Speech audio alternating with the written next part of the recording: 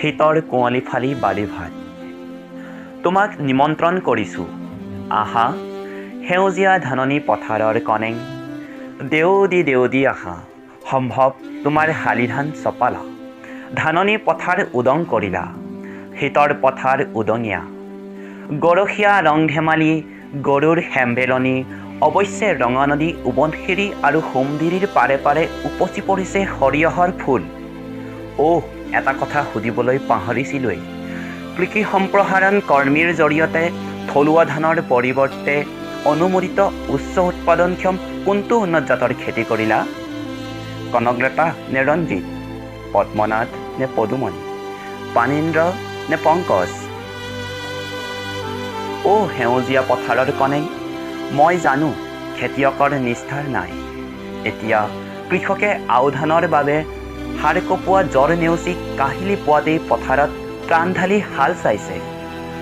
থলুৱা আও ধানৰ পৰিৱৰ্তে তুমি কোনটো উন্নত জাতৰ বড়ো ধান নিৰ্বাচন কৰিবা? IR 36 নে IR 64? দীননাথ নে জয়মতী? জ্যোতিৰ্প্ৰসাদ নে বিষ্ণুপ্ৰসাদ? মই জানো তুমি ব্যস্ততাৰ মাজত নাপাহৰা নৱবৰ্ষৰ বালি ভাত। আহা সেউজীয়া পথাৰৰ কণেং, তুমি পিছে খুচনি ভৰাই কবিতা আনিবলৈ নাপাহৰিবা। তোমাৰ সেউজীয়া ধাননি পথাৰৰ উই চিৰিঙাৰ তাৰিৰি শব্দৰ কবিতা। নৱবৰ্ষৰ শুভেচ্ছাৰে অনবদ্য প্ৰতিভাৰে নদীৰ পাৰে পাৰে মাতৃভূমিত মাতৃভাষাৰে জীৱন কক্ষপথৰ জীৱন সংকল্পৰ কবিতাৰ কথা পাতিম।